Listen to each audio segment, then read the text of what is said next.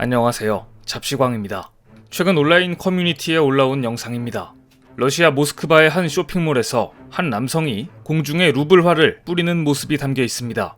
루블화는 공중에서 휘날리다가 아래층에 있는 매장 앞에 떨어졌지만 아래층에 있던 시민들 중 누구도 바닥에 떨어진 루블화를 줍지 않았습니다. 아마 뉴욕의 한 빌딩에서 달러를 저렇게 뿌렸다면 너도 나도 주우려고 아우성이었을 겁니다. 이 영상의 게시자는 루블은 이제 쓸모가 없다. 푸틴이 돈비를 내리게 했다. 라는 글과 함께 이 영상을 게시했습니다. 이를 본 네티즌들은 루블은 현재 휴지 조각이나 마찬가지다. 돈을 던지고 있는데 아무도 주우려고 하지 않는다. 대공황 당시 독일 아이들이 돈을 가지고 노는 사진이 떠오른다. 라는 반응을 보였습니다.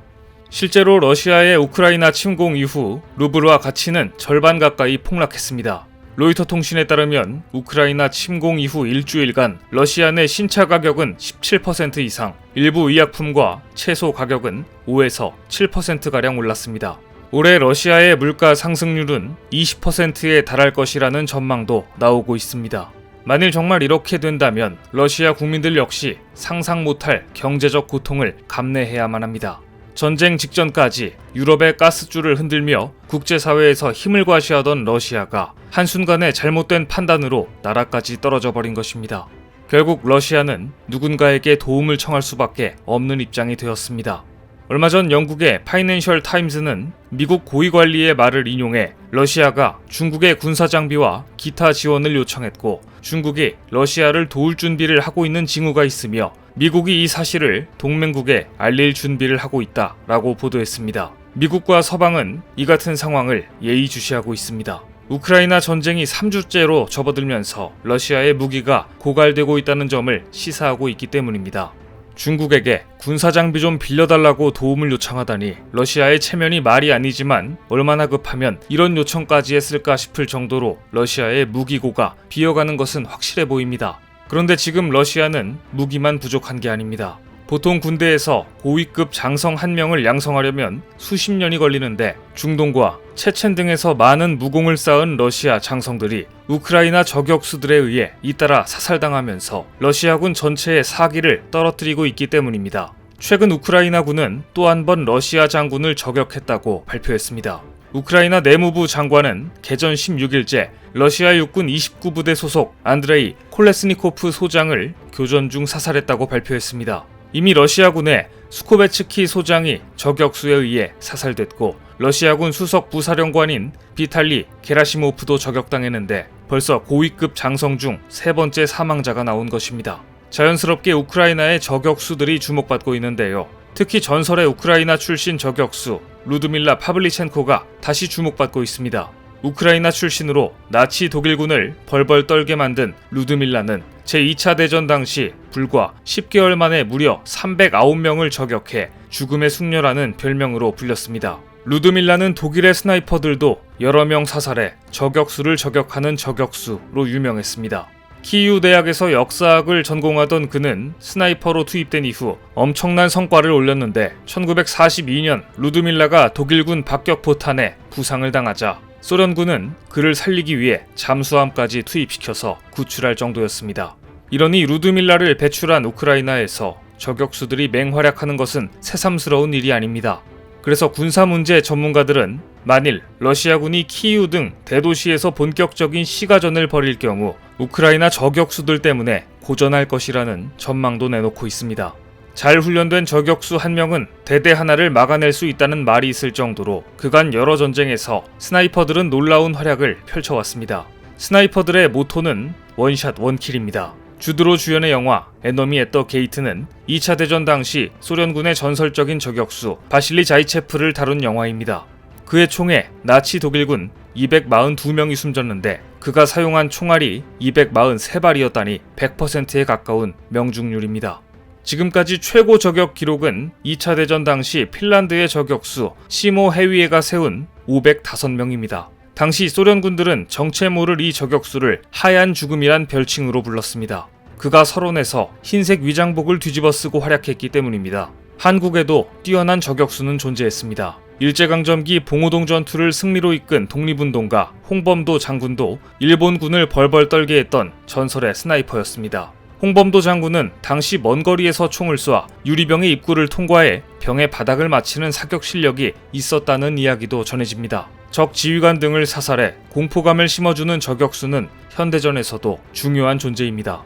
한국군도 육군 특전사 예하 특수전학교, 해병대 등의 저격수 양성 과정이 있습니다. 한국은 국산 기술로 K14 저격소총도 개발한 바 있습니다. 산악지형이 많은 한국의 특성 등을 고려한 저격용 소총이 필요하다는 주장이 제기되면서 수입에 의존하던 한국은 직접 K14 저격소총을 개발했고, 이 소총은 0.5인치 원안의 표적을 정확히 명중시켜 해외의 유명한 저격용 소총과 비교해도 손색이 없습니다. 그런데 최근 세계 최고 저격수로 알려진 캐나다의 근위연대 출신의 스나이퍼 왈리가 우크라이나 의용대에 참가한 것은 천군만마와 같은 소식이었습니다. 왈리라는 별명으로 불리는 이 스나이퍼는 이라크와 아프가니스탄 전쟁에서 많은 전공을 올렸고, 이후 캐나다에서 프로그래머로 활동 중이었는데 우크라이나의 상황을 보고 촛돌밖에 되지 않은 아들을 뒤로 한 채 우크라이나 의용군에 합류했습니다. 장성 3명이 잇따라 저격수에 의해 피살되자 이성을 잃은 푸틴 대통령은 무차별적인 공습을 자행하고 있습니다. 러시아의 이 같은 무차별적인 공습에 대해 세계가 일제히 러시아를 비난하고 있지만 유독 중국만은 러시아 편에 서고 있습니다. 중국은 한때 러시아의 전쟁은 멈춰야 한다는 입장을 대외적으로 알렸습니다. 하지만 최근 들어 또다시 말을 바꾸었습니다. 얼마 전 중국 관영 매체 글로벌 타임스는 미국은 이번 전쟁과 갈등이 끝나지 않도록 우크라이나에 무기를 공급하고 있다. 미국이 우크라이나와 러시아의 갈등을 유지하기 위해 더 많은 무기를 공급하려 한다고 주장했습니다. 그런데 이토록 혼란스러운 상황에서 러시아군은 커다란 실수를 하고 맙니다. 미국을 직접적으로 자극한 것인데요. 미국의 언론인이자 다큐멘터리 감독인 브렌트 르노가 우크라이나에서 러시아군의 총에 맞아 숨진 것입니다. 미국 기자들은 대피하는 민간인들을 찍다가 러시아군의 총격을 받았고, 한 명이 숨지고 한 명은 중상을 입었습니다. 숨진 르노 기자는 이라크, IT 등 분쟁 지역을 찾아 전쟁의 참상을 영상으로 알렸고, 방송계 퓰리처상으로 불리는 피바디상을 수상했던 감독이었습니다. 이처럼 미국 언론인까지 희생되자 미국이 앞으로 이와 관련해 어떤 대응에 나설지 관심이 쏠려 있습니다. 먼저 미국은 중국의 강력한 경고를 날렸습니다. 백악관의 설리번 국가안보보좌관은 CNN에 출연해 미국은 러시아의 제재 회피를 도울 경우 분명히 대가가 있을 것임을 중국에 직접 전달하고 있다. 우리는 세계 그 어떤 나라가 경제 제재를 받은 러시아에 생명선을 제공하는 것을 허용하지 않을 것이다 라고 밝혔습니다. 즉 중국도 벨라루스처럼 만들겠다고 경고한 것입니다. 그런데 미국이 예상치 못한 러시아의 우방이 등장했습니다. 최근 로이터는 서방 국가의 제재로 인해 러시아 원유와 원자재 상품값이 저렴해지자 인도의 루피, 러시아의 루블화 거래를 통한 원유 구입을 고려하고 있다고 전했습니다. 그간 인도에서 사용 중인 원유 중 러시아산 비중은 2에서 3% 수준에 불과했습니다. 하지만 가격이 저렴해지자 자국의 에너지 요금을 줄이는 데 도움이 된다며 러시아 원유에 눈독을 들인 것인데요. 로이터 통신은 인도 관리의 말을 인용하며 서방 국가들과 달리 인도 정부는 미국의 제재에 반드시 동참할 생각은 없다는 뜻을 전했습니다. 러시아는 서방의 제재가 발표된 이후 우방국들의 무역과 투자 관계 유지를 촉구해왔습니다. 또한 인도는 러시아와 오랜 동안 방위 분야에서 협력 관계를 유지해왔으며 최근 러시아의 우크라이나 침공에 대한 UN 총회 결의에서도 기권한 바 있습니다. 전쟁이라는 비윤리적인 상황을 막기 위해 제재를 내린 상황에서 싼 값에 석유를 살 수 있는 기회를 탐하는 것은 너무하지 않나 싶은 생각이 드는데요.